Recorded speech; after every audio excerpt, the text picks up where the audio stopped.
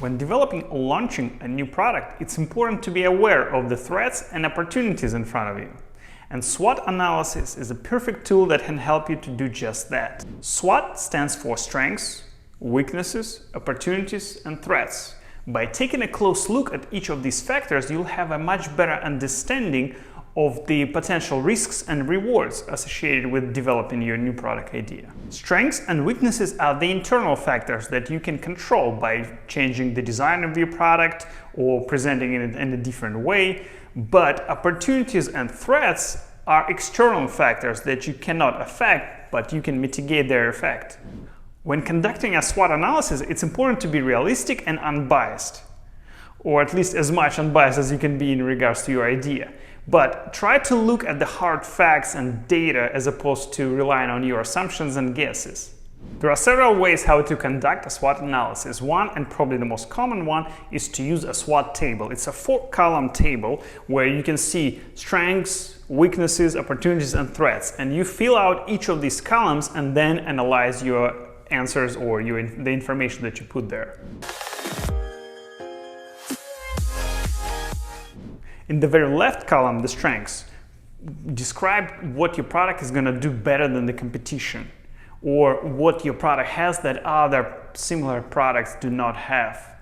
Or perhaps like if you have a patent, that could be a strength as well.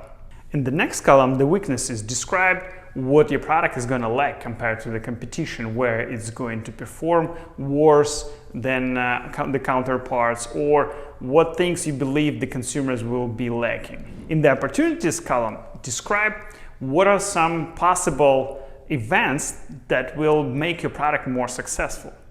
For example, there is a trend on a product like you're developing that would make it more wanted and demanded, or perhaps international markets are opening to your product idea and you can fulfill the needs in other countries, or some other events that you believe would help the success of your product. And in the threats column, put the things that may affect the success of your product idea and your business in general, such as changing regulatory environment, evolving competition, or a revolutionary technology that may be coming that would make your product outdated. Once you completed your SWOT table, it's time to look at each of the factors in detail. For each strength, weakness, opportunity, and threat, ask yourself the following questions. How will this affect my new product and my business in general? How can I capitalize on the strengths or opportunities? How can I mitigate these weaknesses or threats? By taking the time to carefully analyze each of the factors, you'll be in a much better position to make informed decisions about your new product idea.